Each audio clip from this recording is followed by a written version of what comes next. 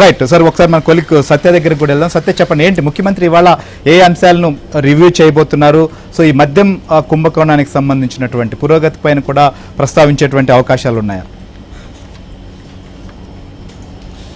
ఈరోజు ముఖ్యమంత్రి చంద్రబాబు నాయుడు ఏదైతే మద్యానికి సంబంధించి ఎక్సైజ్కి సంబంధించి డిపార్ట్మెంటల్ రివ్యూ ఏర్పాటు చేసుకున్నారు. మరి కాసేపట్లో రివ్యూ కూడా ప్రారంభమవుద్ది. పాలసీ మ్యాటర్స్ మీదే ప్రధానంగా రివ్యూ ఉండబోతోంది. ఎందుకంటే అధికారులతో చర్చించినప్పుడు ఈ సిట్ దర్యాప్తు చేస్తుంది కనుక సిట్ దర్యాప్తు చేసే అంశాల్లో ఈ అధికారికంగా నిర్వహించే రివ్యూల్లో ప్రధానంగా ప్రస్తావించే అవకాశం లేదు.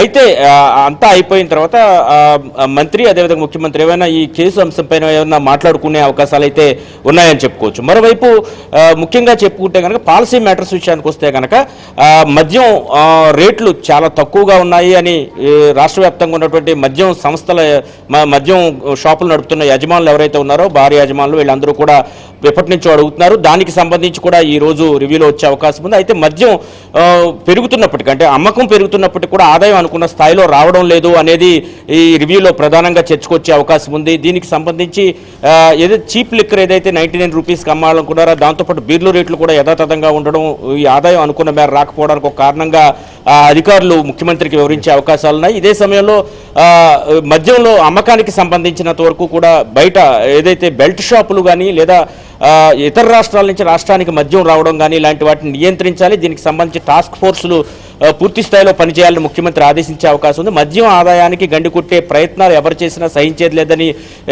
ఆదాయాన్ని ప్రభుత్వానికి వచ్చే ఆదాయాన్ని తగ్గించే విషయంలో ఎవరైనా ప్రయత్నం చేసినా సహించేది లేదని ముఖ్యమంత్రి గట్టిగా చెప్తున్నారు. అయితే కేవలం పాలసీ మ్యాటర్స్కి సంబంధించి మాత్రమే ఈరోజు ఈ రివ్యూలో చర్చ నడిచే అవకాశం ఉంది. మద్యం కుంభకోణానికి సంబంధించి జరుగుతున్న పరిణామాలకు సంబంధించి చర్చకు వచ్చే అవకాశాలు అయితే మాత్రం అధికారుల మధ్య ముఖ్యమంత్రి మధ్య వచ్చే అవకాశాలు అయితే లేవనే చెప్పాలి.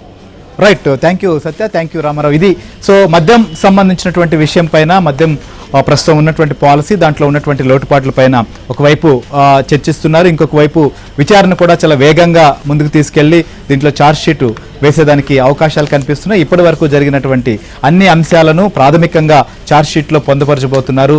ఖచ్చితంగా ఈ యొక్క మద్యం కుంభకోణానికి సంబంధించినటువంటి సూత్రధారులు, పాత్రధారులు అందరూ కూడా దీంట్లో బయటకు రాబోతున్నటువంటి పరిస్థితి